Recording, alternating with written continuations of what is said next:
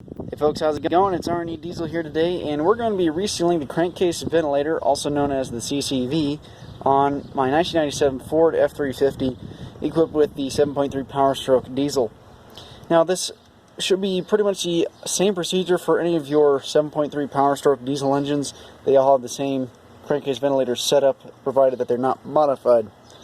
Now, the crankcase ventilator is found over here on the driver's side, and if you notice that the valve cover is completely covered in oil and grease and whatnot, it's probably because this guy right here, the crankcase ventilator, is leaking. So there's actually a couple of O-rings inside of here that are known to swell up and leak, and we can reseal that and fix that oil leak. So stay tuned.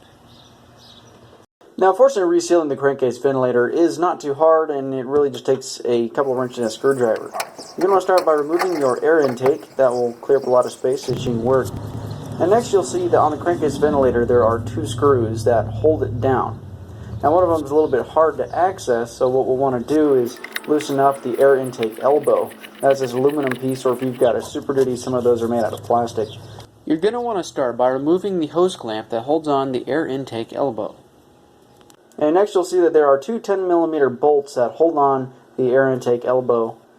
Now these can be a little bit stubborn to get to. Sometimes you might have to get like a hammer or something like that to help break those bolts loose.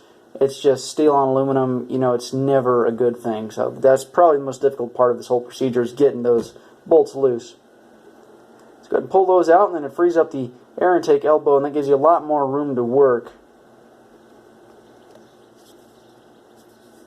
The next thing you can do is that there's a hose that's connected from the crankcase ventilator to this air intake elbow, and you'll want to kind of just rock this off to the side so that you can gain access to that front screw.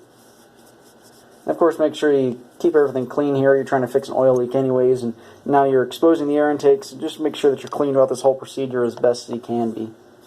Now, it's not too complicated. These are literally just a couple screws that hold down the crankcase ventilator, and they'll just pull right out once you're done. Go ahead and get both of those.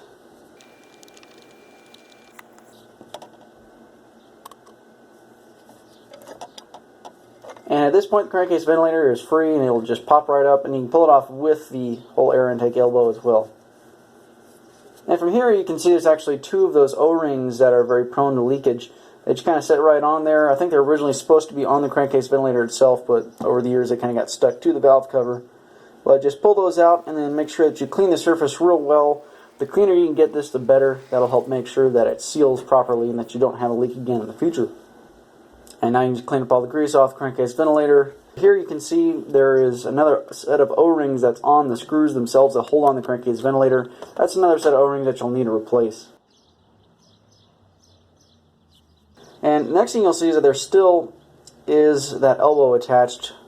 If you need to replace that elbow, that rubber hose that goes from the crankcase ventilator to the air intake elbow, that is another area that's prone to leakage.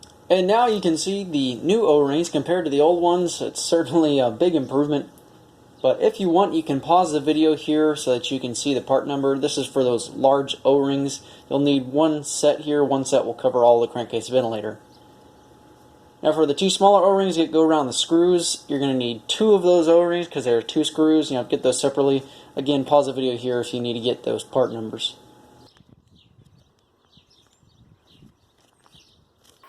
Now, of course, if you need to remove that crankcase ventilator elbow, I already had a hose clamp on mine, so that was pretty basic. It just kind of pops right out of there.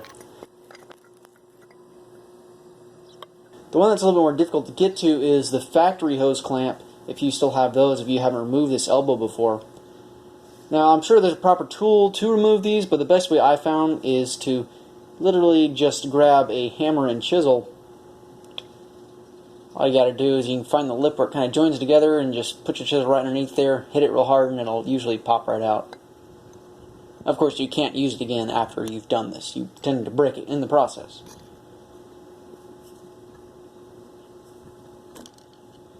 Now, of course, for whatever reason, mine was actually so loose that it just kind of pulled right out of there. Yours might be in the same boat. Probably a good idea to put in a better hose clamp after the fact, though. Now, one thing, too, you'll notice that there's actually two standoff pins that the screws went through. Those just kind of set in there, so don't worry if they fall out. That happened to me. It's nothing to be concerned about. But this is, now you're getting to the phase where you need to make sure everything is immaculately clean as you can get. The less oil and grease you have there, the better the seal is going to be. So you just replace those O-rings. It's not too hard to do.